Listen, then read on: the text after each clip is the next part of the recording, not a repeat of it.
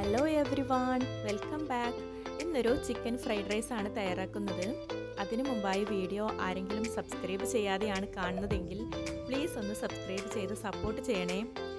കൂടെ ആ ബെല്ലൈക്കൺ കൂടി എനേബിൾ ചെയ്യുകയാണെങ്കിൽ ഞാനിടുന്ന എല്ലാ വീഡിയോസും നിങ്ങൾക്ക് കാണാവുന്നതാണ്. ഫ്രൈഡ് റൈസിനുള്ള റൈസാണ് ഞാൻ ആദ്യം തയ്യാറാക്കുന്നത്. അതിനായി ഒരു പാത്രത്തിൽ വെള്ളം ചൂടാവാൻ വേണ്ടി വെച്ചിട്ടുണ്ട്.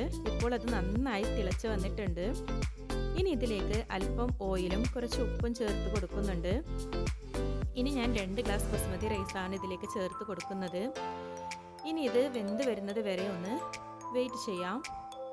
ആ സമയം കൊണ്ട് ഞാൻ വേറൊരു അല്പം ഓയിൽ ഒഴിച്ച് കൊടുക്കുന്നുണ്ട്. ഇനി ഇതിലേക്ക് അല്പം ഉപ്പും പെപ്പർ പൗഡറും ഇട്ട് ബീറ്റ് ചെയ്തെടുത്ത ഈ എഗ്ഗ് ബാറ്റർ ഇതിലേക്ക് ഒഴിച്ച് നന്നായി ഒന്ന് സ്ക്രാമ്പിൾ ചെയ്തെടുക്കുന്നുണ്ട്. ഇതുപോലെ നന്നായി ഒന്ന് ഇളക്കി കൊടുത്തുകൊണ്ടേയിരിക്കാം. ഇത്രയും മതി. ഇനി ഇതൊന്ന് കോരി മാറ്റാം. ഇനി അല്പം ഓയിൽ ഒഴിച്ചു കൊടുക്കുന്നുണ്ട്. ഞാൻ ഒലീവ് ഓയിലാണ് എടുത്തിരിക്കുന്നത്. ഇനി ചെറുതായി ചോപ്പ് ചെയ്ത വെളുത്തുള്ളി ഇട്ട് കൊടുക്കാം. കൂടെ അല്പം ക്യാരറ്റും ക്യാപ്സിക്കവും ചേർക്കുന്നുണ്ട്. ഫ്ലെയിം അല്പം കൂട്ടി വെച്ച് വേണം ചെയ്തെടുക്കാൻ.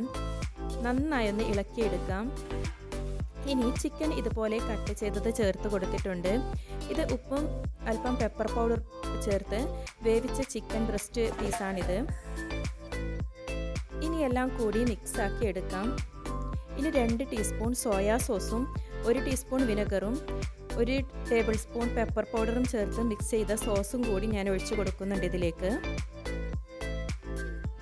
ഈ സമയം ഫ്ലെയിം നന്നായി ഒന്ന് കുറച്ച് വെച്ച് എല്ലാം കൂടി ഒന്ന് മിക്സ് ചെയ്തെടുക്കാം.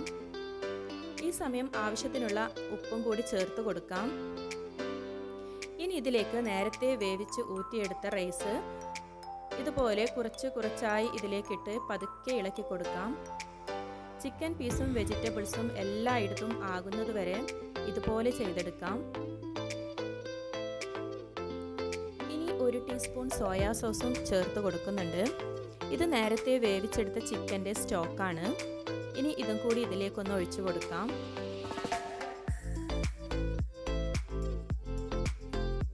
ഇനി അല്പം സ്പ്രിംഗ് ഒനിയൻ കൂടി ഇട്ട് കൊടുക്കാം. എല്ലാം കൂടി ഇതുപോലെ ഒന്ന് പതുക്കെ ഇളക്കിയെടുക്കാം. ഇത് നേരത്തെ സ്ക്രാമ്പിൾ ചെയ്തെടുത്ത എഗ്ഗാണ്. ഇത് കൂടി ഈ സമയം ഇതിലേക്ക് ചേർത്ത് കൊടുക്കാം.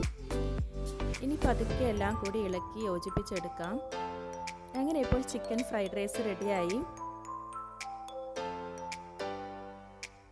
വളരെ പെട്ടെന്ന് തന്നെ തയ്യാറാക്കിയെടുക്കാൻ പറ്റിയ നല്ലൊരു ഫ്രൈഡ് റൈസാണിത്.